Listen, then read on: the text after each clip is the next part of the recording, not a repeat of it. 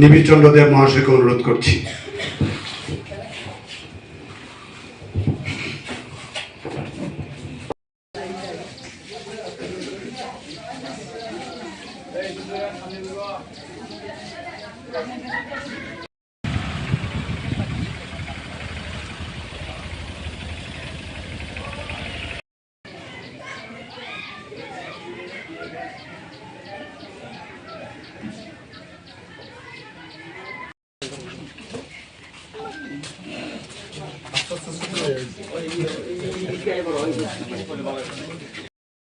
আমরা দেখতে পেলাম আমাদের ৪৫ কমলপুর বিধানসভা কেন্দ্রের মাননীয় বিধায়ক শ্রীযুক্ত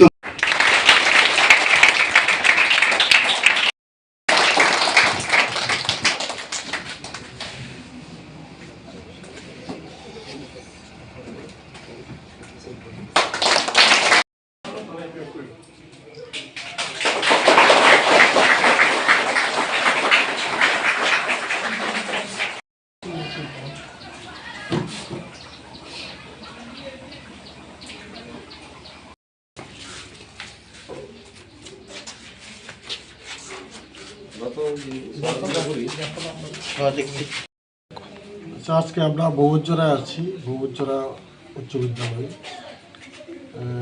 আপনারা দেখতেই পাচ্ছেন এখানে মিড ডে মিলের জন্য নতুন ঘরের উদ্বোধন করা হয়েছে এবং এর আগে বাচ্চারা মাটিতে বসে মিড ডে মিল খেত। তো স্কুলের যারা শিক্ষকরা রয়েছেন তাদেরকে আমি অসংখ্য ধন্যবাদ জানাই এবং অভিনন্দন জানাই। তারা ব্যক্তিগত উদ্যোগ নিয়ে আজকে এই মিড ডে মিলের রুমটা তৈরি করেছেন যাতে বাচ্চারা চেয়ার টেবিলে বসে খেতে পারে সেই ব্যবস্থা করেছেন। তার জন্য তাদেরকে অসংখ্য ধন্যবাদ জানাই। কারণ মিড ডে মিল শুধু এই স্কুলে না, প্রত্যেকটা স্কুলেই চালু রয়েছে এবং অনেক স্কুলেই চেয়ার টেবিলের ব্যবস্থা রয়েছে, যে স্কুলে ছিল না।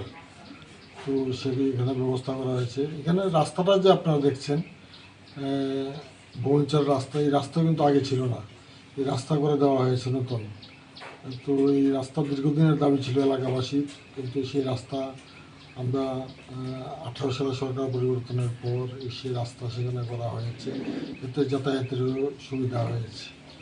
তাছাড়া বাইসাইকেল বিতরণ আজকে সারা ত্রিপুরা রাজ্যেই চলছে, আপনারা দেখতে পাচ্ছেন। আগে শুধু বিপিএলদের বাইসাইকেল দেওয়া হতো, এখানে এপিএল, বিপিএল, অন্তোদয়, পিজি সবাইকে বাইসাইকেল দেওয়া হচ্ছে।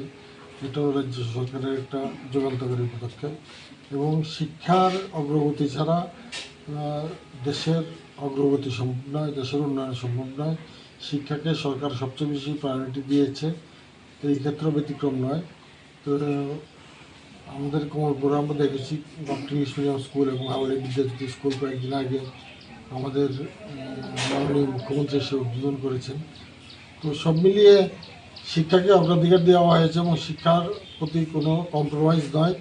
শিক্ষাকে অগ্রাধিকার দিয়েই আমাদের এগিয়ে চলতে হবে এবং ছাত্রছাত্রী যারা রয়েছে তাদের কাছে অভিভাবক হয়েছে স্কুলের শিক্ষক শিক্ষিকারা, তাদেরকে গার্জেন, তাদেরকে মেনে চলতে হবে, তাদেরকে সম্মান প্রদর্শন করতে হবে, তাদের প্রতি শ্রদ্ধা ভালোবাসা ইত্যাদি থাকতে হবে।